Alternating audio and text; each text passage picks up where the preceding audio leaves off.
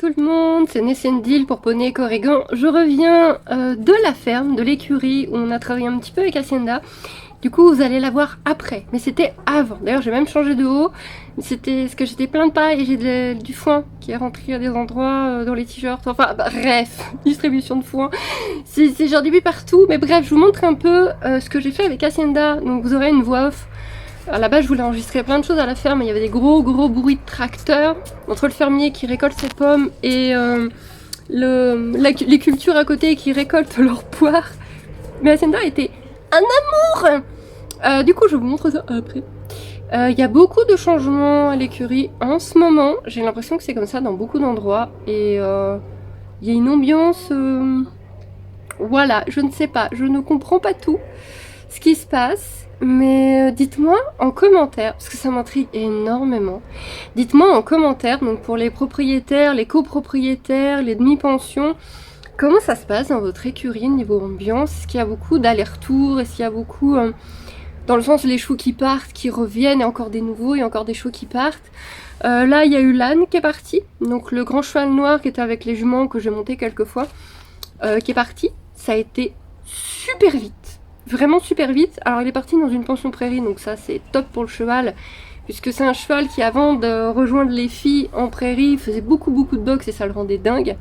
Bon, je me rends compte en faisant le montage qu'il n'y a pas grand chose en vérité à raconter de plus, puisque ce sont des histoires internes. J'étais de très mauvaise humeur parce que j'avais dû gérer un conflit entre deux personnes toute la matinée, mais au final toutes ces histoires ça vous regarde pas vraiment, c'est juste que j'ai l'impression que ça bouge vraiment dans les écuries. C'est pas la première que je fais, c'est pas la première où je vois ça, donc voilà, je voulais avoir votre avis là-dessus. Mais le reste, je vais arrêter de râler et on va passer à la suite. Hein. Bref, oui, j'en ai marre. Oui, j'ai une petite overdose ce matin. J'ai une petite overdose. Ça va passer. C'est rien du tout. Ça va passer. En tout cas, je me suis amusée avec Hacienda. Je vais vous montrer ça. Là, il fait des allers-retours après les tourterelles. Il essaie d'attraper les tourterelles. Il y en a une là-haut. Attendez. Là. Il essaie d'attraper les tourterelles. Genre, lui, là, avec ses 40 kilos blancs, tout lent, tout mou, il peut attraper les tourterelles. Bref, les poules vont très bien, les tourterelles qui ne sont pas à nous vont très bien, on a tous une famille. Et Hacienda va très bien, c'est un gros loukoum tout mignon. Je veux donc vous montrer ce qu'on a fait tout à l'heure et moi je vais continuer ma journée parce que j'ai énormément de choses à faire. Mes journées sont très longues, très remplies et c'est bien. Je commence par un petit pansage avec Hacienda, tout simplement, tranquillement, petit pansage. Je fais soit un pansage, soit juste des papouilles, soit quelques massages, vraiment quelques petites zones de massage. Mais je fais toujours en sorte qu'on ait tous les jours un petit moment à nous. Donc là, elle a déjà mangé, elle a déjà pris son petit-déj. En général, je fais ça pendant son petit-déj, mais tous les matins, je fais en sorte qu'on ait notre petit moment détente à nous, qu'on ait notre petit contact à nous.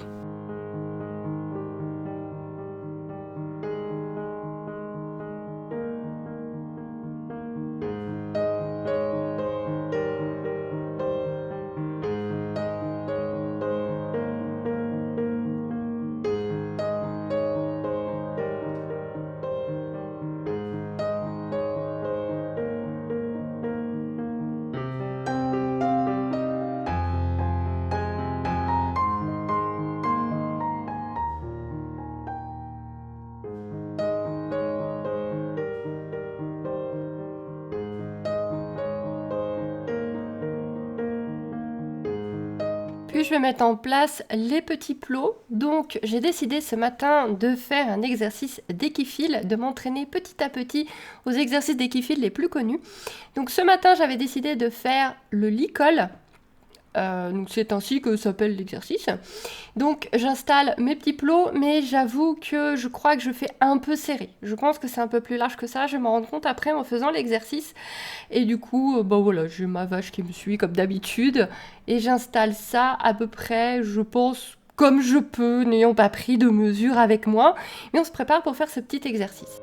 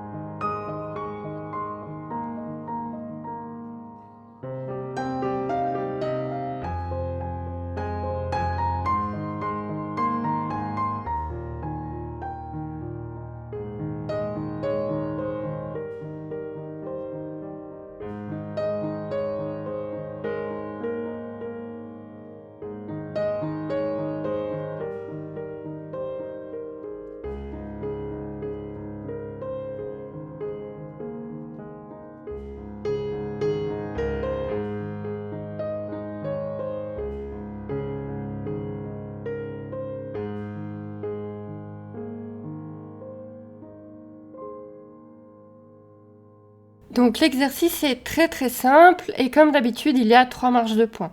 Donc si je ne dis pas d'erreur, il y a le 10 où vous démarrez dans votre carré, votre cheval vous suit gentiment, licole et longe, vous allez dans le deuxième carré dans lequel vous le faites tourner et s'arrêter. Vous enlevez le licol, vous touchez le cheval avec le licol en faisant tout le tour de lui, vous le rattachez et vous partez à nouveau dans l'autre carré avec votre cheval. Ça, c'est le 10 points. Le 15 points, c'est la même chose, sauf qu'on ne rattache pas le cheval et que le cheval nous suit. Et le 20 points, c'est on ne rattache pas le cheval attend. Et une fois qu'on est dans l'autre carré, là, on l'appelle et il vient. Donc, connaissant Hacienda, je passe très très très vite à la version 15 points, qu'on fait sans aucun problème.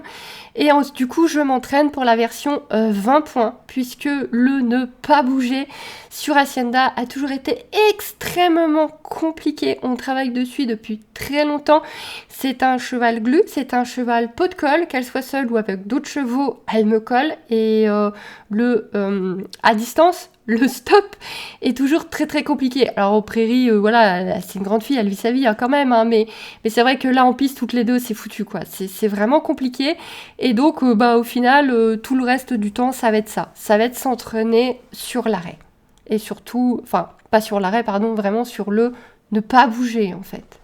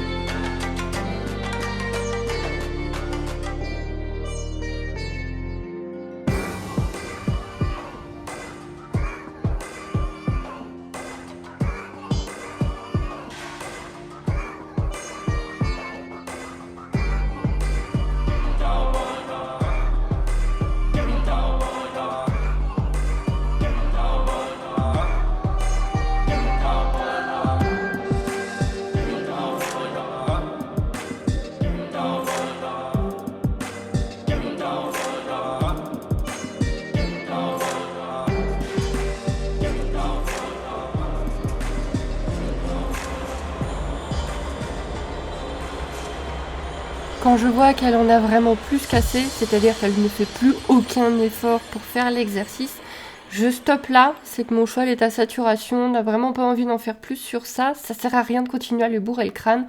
Donc je termine sur des petites choses qu'elle connaît bien, où il n'y aura pas de problème, où elle saura le faire, pour quand même terminer sur une note positive, même si cette idée, on commence à y réfléchir, à se dire que est-ce que le cheval comprend vraiment qu'on a terminé sur quelque chose de positif. Mais bref, quand elle arrive à saturation, je stoppe. On fait des petits trucs cool, des petits trucs pour terminer et on arrêtera là pour aujourd'hui.